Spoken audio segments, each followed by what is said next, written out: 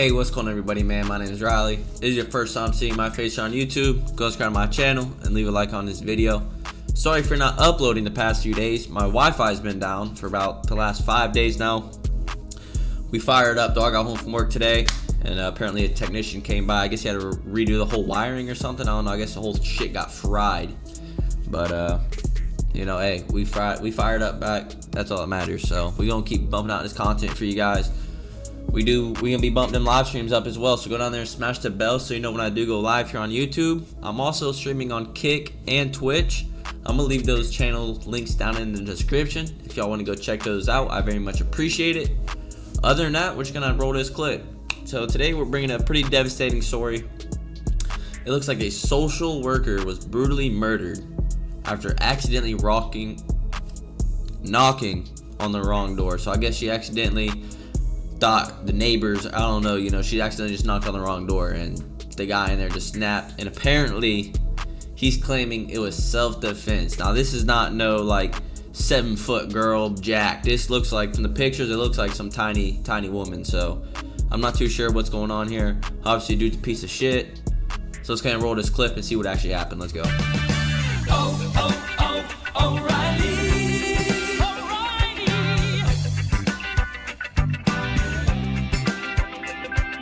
Alright, y'all, if we're gonna hold this clip, make sure you're comfortable, grab something to snack on and something to sip, and let's enjoy this video together. A man is accused of brutally killing a social worker after she supposedly accidentally knocked this girl on isn't his big, door. man. And guess what?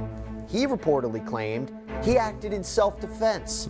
It is a savage and bizarre attack that we will break down with attorney Paul Townsend. Welcome to Sidebar, presented by Law and Crime. I'm Jesse Weber. Let's go over to Westchester, New York, where Hasim Jenkins is accused of brutally attacking social worker. What's his name? Where Hasim Jenkins is... Hasim Jenkins. He sounds like Hasim, but like Hasim in a pair of pants. Accused of brutally attacking Hasim. social worker. Weird name. 56-year-old Maria Cotto back on 56? May 14th. That resulted in her being hospitalized for 36 days. Wow. Until she ultimately died from her injuries. And do you know what police say prompted this of all things? What prompted Jenkins to allegedly punch and kick Maria repeatedly? Because she made the horrible, unforgivable mistake of knocking on the wrong apartment door. She supposedly mistakenly knocks on Jenkins' door thinking it was a client. And if that's true, that deserves him allegedly killing her, repeatedly punching her in the face, chasing her into a neighbor's apartment as she seemingly tried to run away, going in, continually kicking her in the head while... What? Chased her to the neighbor's apartment and continue doing it. Man, you're not acting self-defense, bro. You're like a fucking nut job, dude. Wearing heavy She's obviously boots. running away. Sick stuff. Now, yes, allegations. He's innocent until proven guilty, but shitting me. We will talk about this. We will talk about the evidence because she was apparently able to call 911. They arrive, police arrive, and Jenkins allegedly starts cursing at them and Maria, and then he allegedly asked police if he killed anyone after he was arrested. And then he allegedly suggested to police that she tried to stab him. He allegedly said to police that he grabbed her hair and began punching her because he thought she was going to attack him. This dude looked like now he's being already charged spent the night with in murder, an insane asylum. Possession, burglary, that's for entering the apartment to chase and attack Maria, and also robbery after he allegedly took Maria's phone. He has pled not guilty. He's being held without bail. His next court appearance is August 6th. The Westchester County District Attorney Miriam E. Roca came out and said, quote, Maria Cotto was performing her job when she became the victim of a ruthless and brutal attack that led to her tragic death. We are committed to securing justice for Miss Cotto.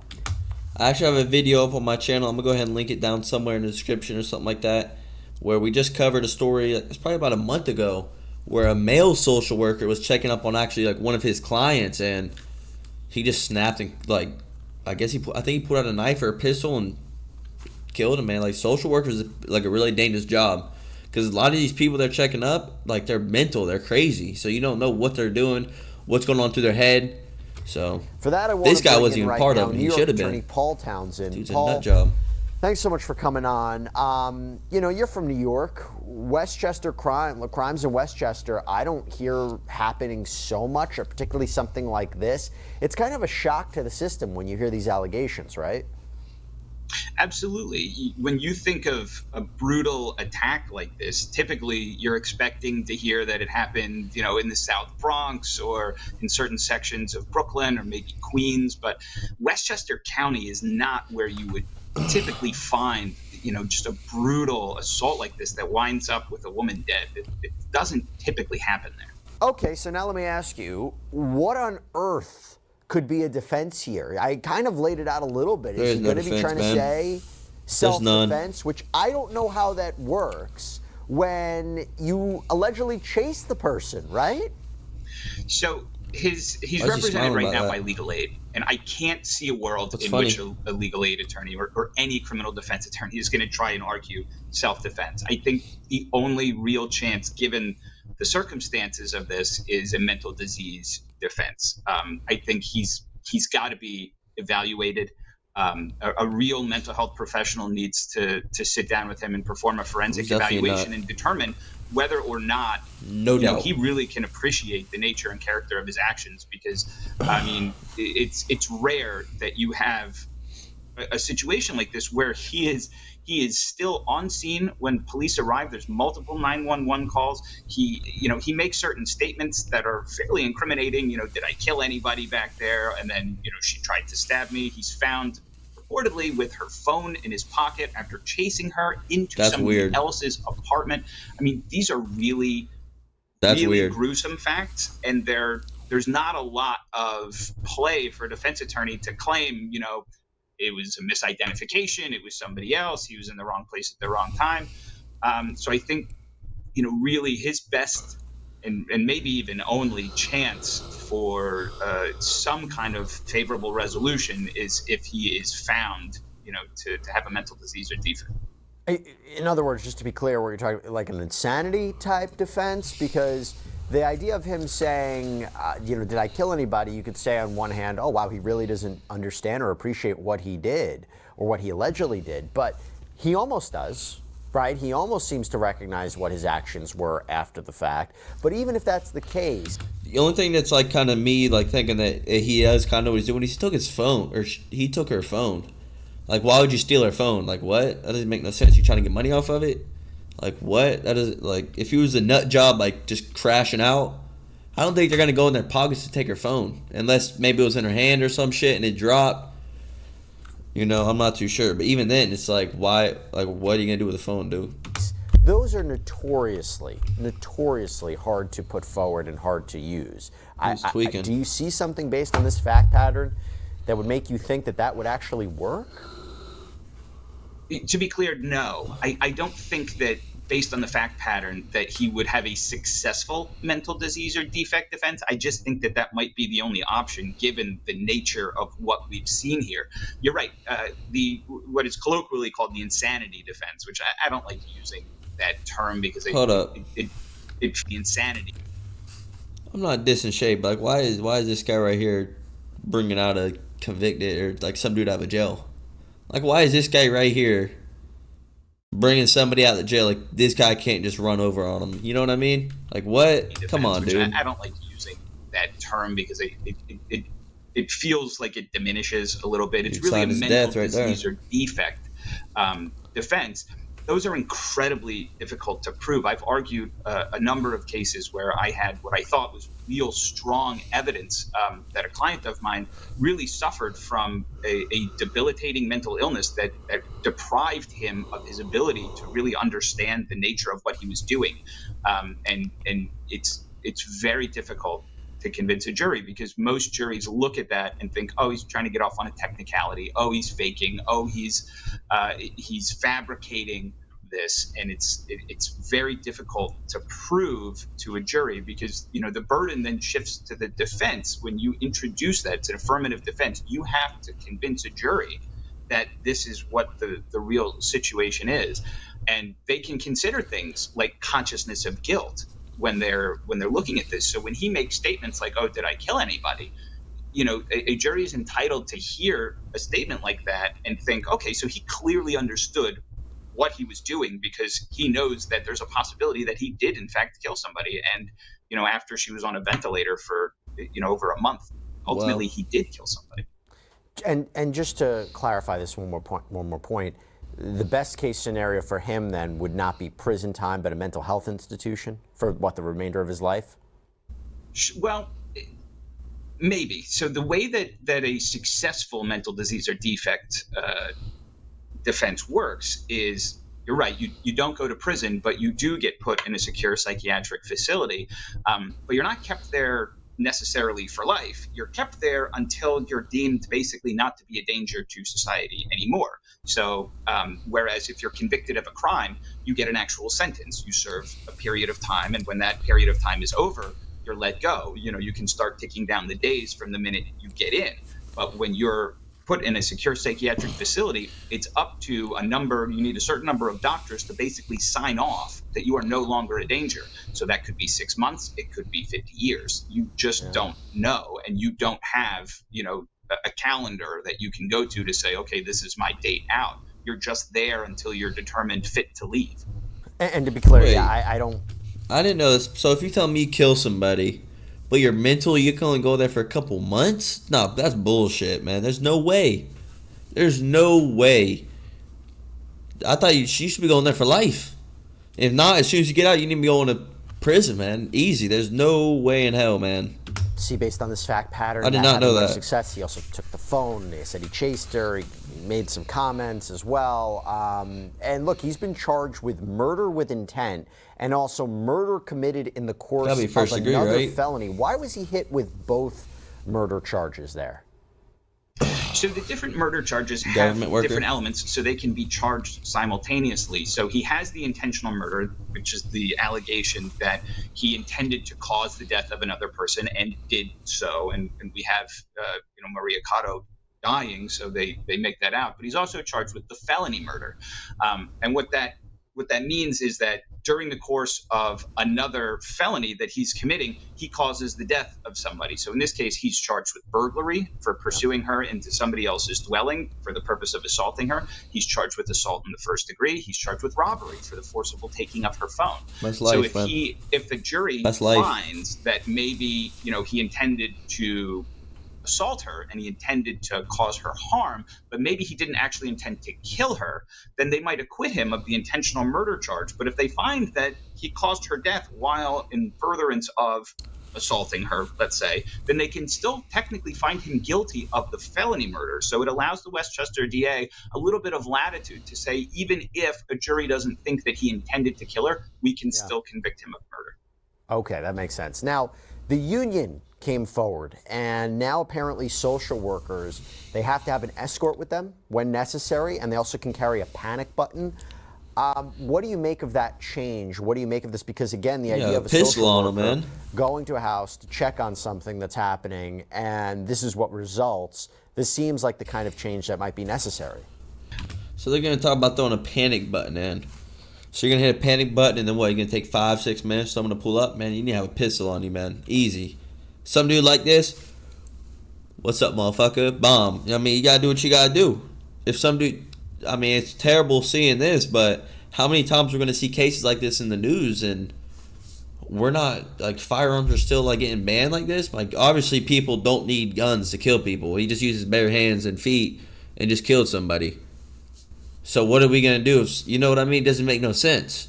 Why? I mean, pepper spray or something, yeah, but I don't know. We from Florida down here, so something happens like this, they got a pistol on them. I guarantee I certainly think that the intention behind it to make sure that social workers are safe is very laudable. You hate to think that a woman in her 50s who has dedicated herself to caring for others has the unfortunate miscue of knocking on the wrong door and winds up dead for it. That is such a horrible situation. And the idea that now maybe they carry panic buttons or they're escorted, I mean, certainly one would hope that would cut down on something like this happening in the future. So I to the extent that it might prevent something like this, I think it's worthwhile. By the way, can her family file a lawsuit, not against the defendant here necessarily? Can they file a lawsuit against her employer?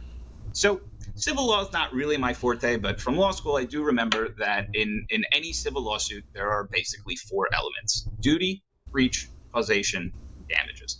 So you have to show one of those is breach. So you would have to argue that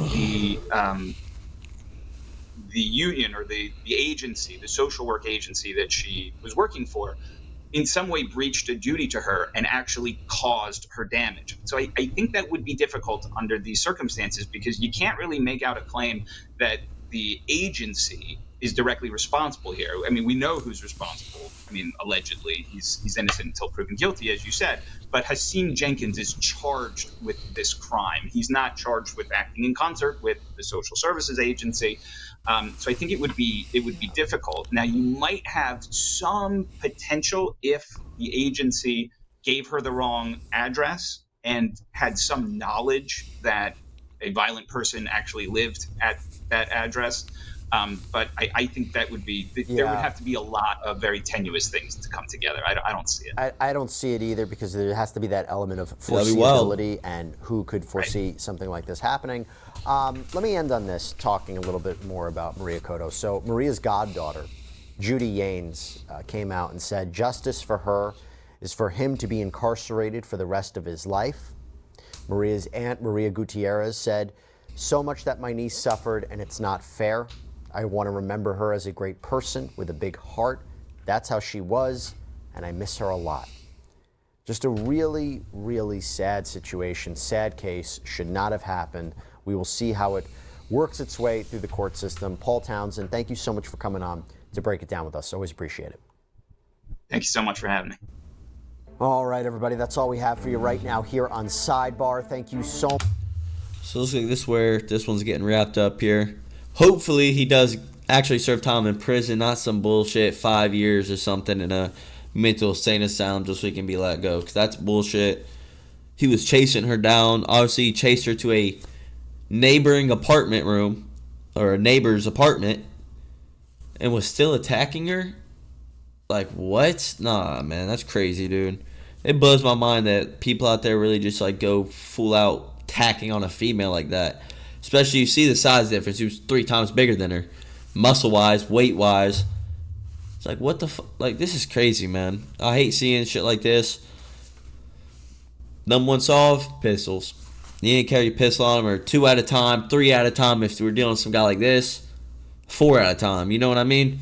Like, come in there with damn all you know, because if you lose a life on the deputy or any sort of the government, that shit falls heavy on us as a nation. And just, you know, it just falls heavy. Like, wow, government worker, I mean, obviously they're not no different from us, but they are in a different role type shit. So, other than that, what's y'all thoughts and comments on this? This one's wild in my opinion. I'm not going to say too much more about it. I'm going to be answering every single comment left on this video. So, I'll see some of y'all down there. And other than that, let's go ahead and roll this outro. Let's go. Alright, y'all, we're going to wrap this one up. If you enjoy this type of content, I'm going to link a playlist right in the video. It's going to have all the reactions on there for y'all to check out. We're going to be dropping a video every single day, all of 2024. Now that our Wi-Fi is up, hopefully, good for up for good. Other than that, go ahead and smash that bell, like I said, so you're not missing them uploads. And go ahead and like the videos. I very much appreciate it. And also supports the channel a ton that y'all wouldn't even know. So y'all like the video and comment on this video, and that's what really helps me out. Also, we got a little giveaway for you guys up at 1,000 subscribers. Once we reach 1,000 subscribers, we're gonna away a couple $50 gift cards. So if y'all trying to make some free money, all you gotta do is go out, bomb in this video, subscribe to the channel, share this video for extra points, and just like it. Easy as that. Super simple to enter. We already gave away 2 $50 gift cards when we reach 50 subscribers. So now we might up it up and give away 4 this time, since we got the 4-digit number. So we're going to be giving away $200 in total to 4 lucky guests. So like I said, all you got to do is go bomb in this video, smash the subscribe button, leave a like on this video, and you're locked in. Share this to your buddy for bonus points. And maybe if he wins, y'all can share it 10-10. I mean, not 10-10, 25-25 type shit. Other than that, we'll catch y'all tomorrow. Appreciate y'all watching. If you did make it to the end of this video, at this part, throw up a number 2 in the comment section. First one to do that's getting pinned, and a shout out in the next video. We'll catch y'all. Peace.